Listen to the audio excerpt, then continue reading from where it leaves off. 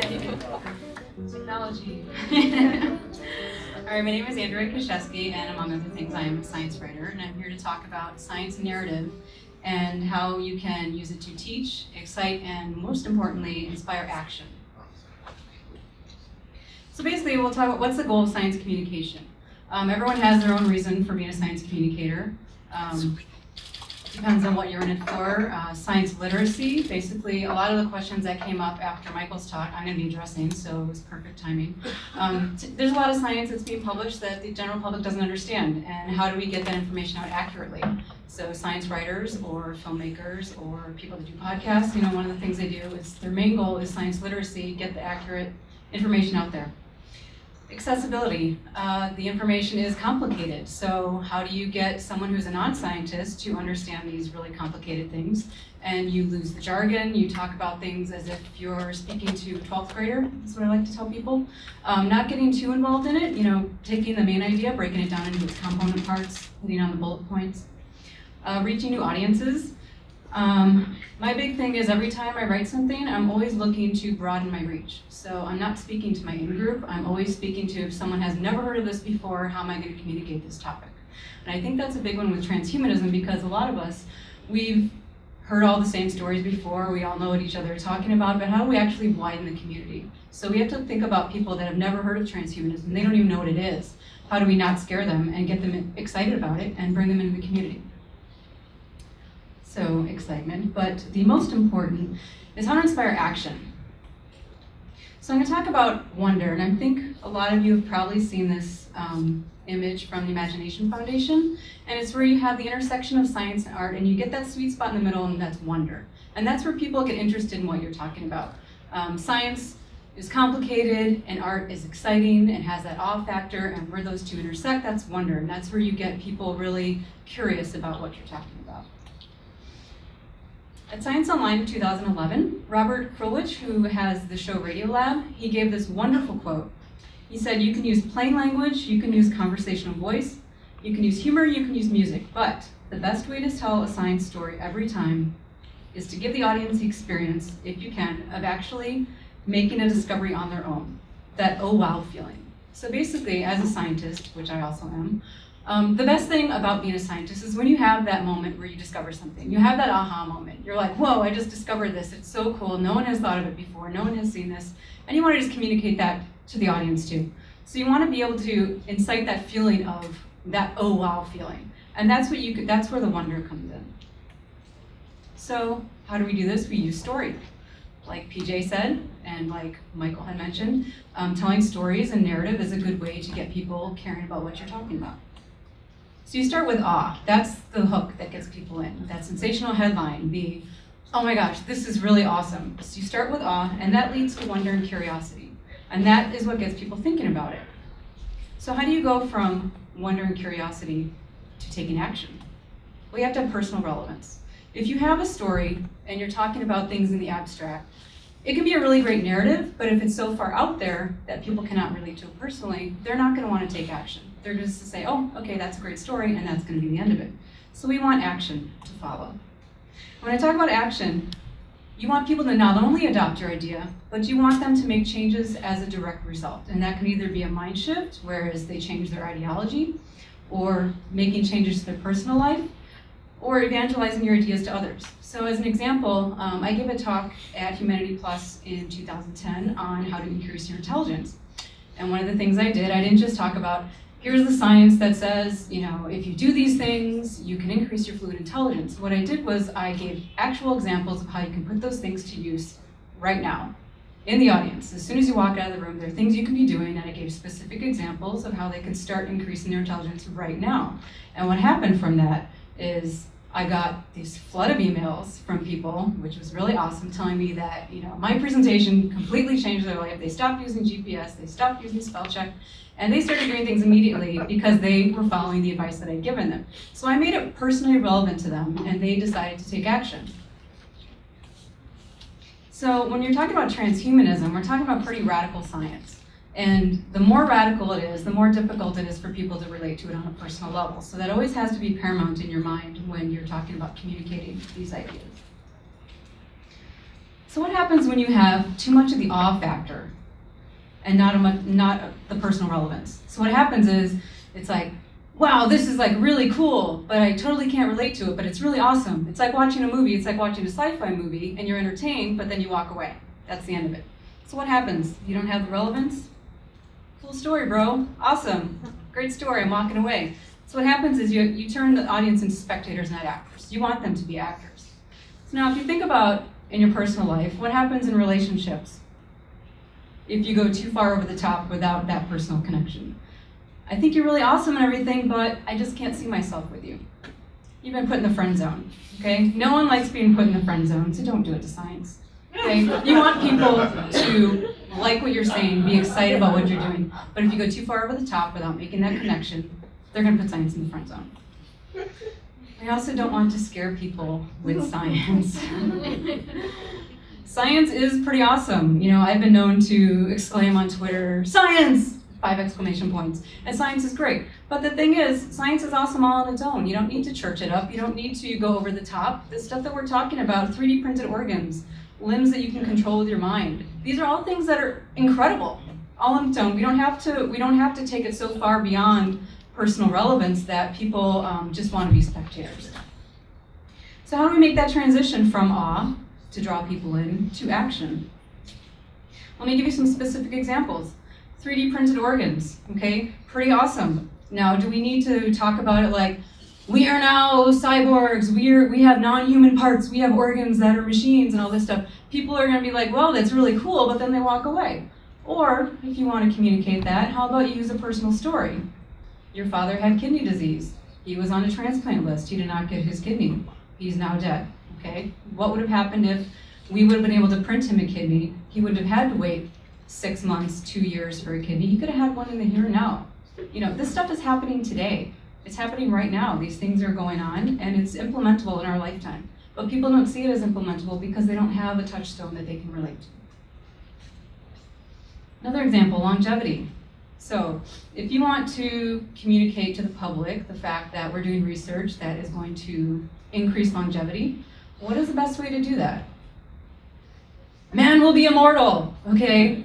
We're all gonna be gods. I mean, okay, that's really exciting and cool, but do people really actually believe that? Or, if we want to communicate the very same research, how would you like to have 20 more healthy years to spend with your grandchildren?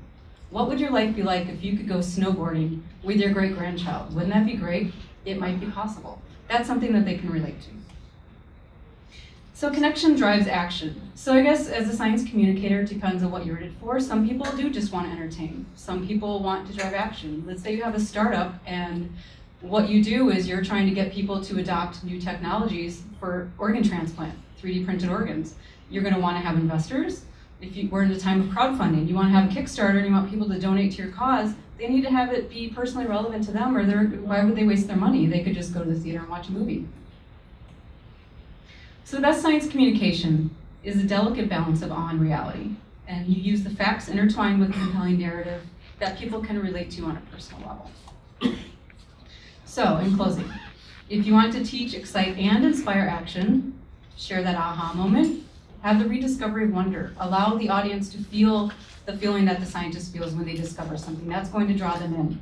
Make it personal. Give them a story that they can relate to personally, or someone in their family. And don't put science in the front zone. If you have any questions, I'd be happy.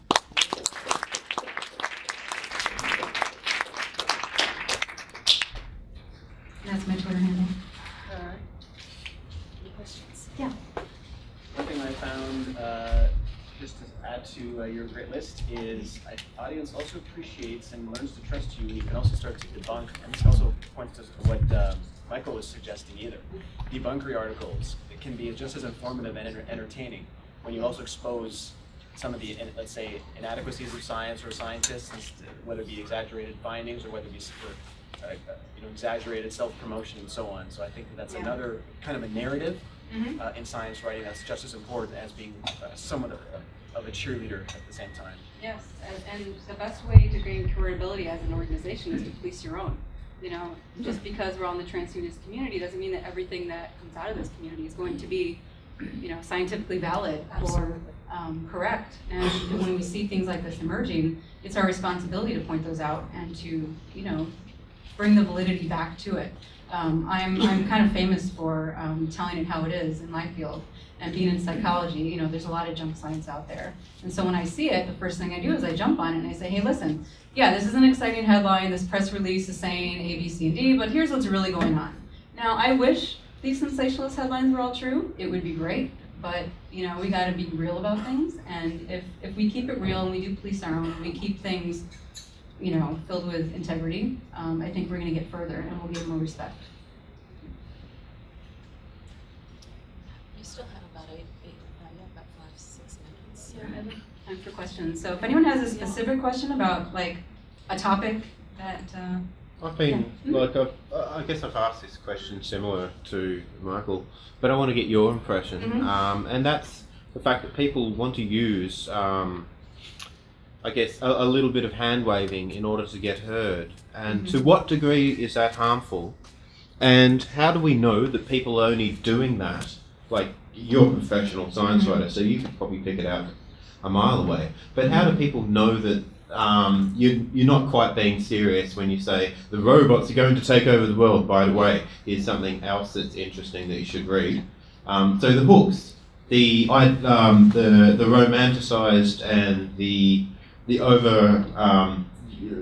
exaggerated hook lines that we use, how can we keep them on balance, relevant, and exciting without being intellectually dishonest, I guess? Well, I guess the best way is to, those headlines are very enticing, and I don't want to mention names, and this person's not here, so, but there was a very popular science writer who recently came out with a book, and a lot of people in the field were like, okay, a lot of what he's writing about isn't, it's crap.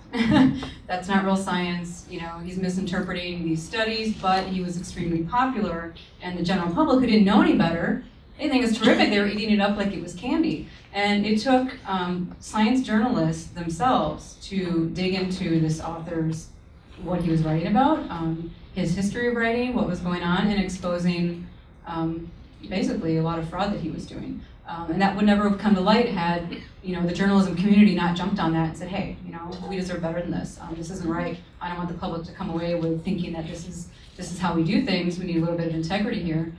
So as a science journalist and as a scientist or someone in the community that just knows when you see something that's not quite right, pointing that out and bringing it to light immediately. I think that's the best way to counter that. I've got an interesting problem, which I don't know how to deal with. Seriously, don't have any good ideas on it. It's this power satellite project, which has huge upsides, like $1 a gallon transportation fuels, right? That are with no carbon. You could actually take significant amounts of carbon, take it all out of the air if you really tried. It's got all sorts of neat things about it. It's got some real serious drawbacks to the thing.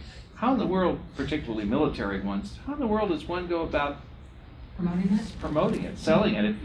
Is it even a good idea to sell it? I don't know. Here's the thing, and I think the climate scientists have kind of run into the same problem, where when you're talking about things on a global scale like that, something that's going to affect, the greater Earth like 100 years from now, that is so far away from everyone's here and now. It's difficult for them to relate to it. So some advice I gave to someone who was writing about climate science, I said, okay, if these people are not really going to care about it, they just don't care, because what they care about is their family and them going to work tomorrow.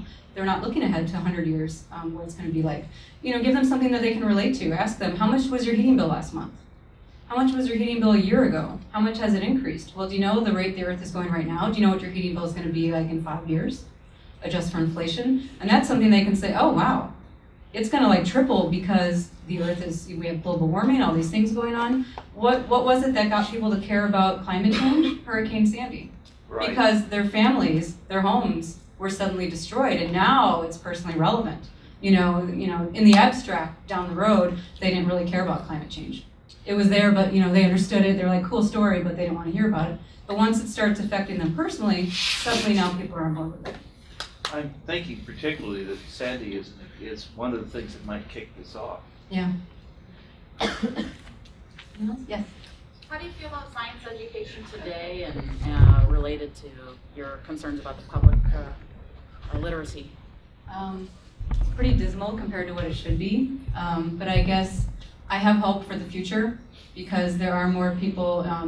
Blogging is becoming so popular that it's almost saturated out there with science blogging. And that's one of the things where when I tell people that are new science writers and they come to me for advice, like how do I even like get noticed? How do I cut through the noise? Using narrative is one of the ways to do that, because when science blogging first started, you would take a research article that was published and then you break it down and you publish it on your blog. And that was awesome because, you know, the average non-scientist wouldn't have had a way to access that information before. Well, now there's like hundreds and hundreds of people doing that, all these different, how are you going to break through that? And that's where narrative really comes in and is good to really capture that imagination and attention. Yeah. So I read recently that the UK Wait. Your voice is too soft. Be careful. So I read recently that the UK is actually talking about legislating against free media as a result of some, I guess, abuses that have been put out through media like Murdoch. And I wondered if you have anything to say about that or comment. Do you think there should be any regulation in the press? Yeah, I guess I'm not familiar enough with that to give a really good answer. I don't want to just like off the top of my head. Okay. Yeah, because I'm not too familiar with that. In the UK. I hear you. I said I just couldn't hear you through the microphone. Oh, I said that I'm not familiar enough with the UK's policy that I can really answer that. Do you have any opinions about media legislation in general? I'd rather not comment on it. I don't want to open up a can of worms here, just due to my other jobs, but yeah. Thank you.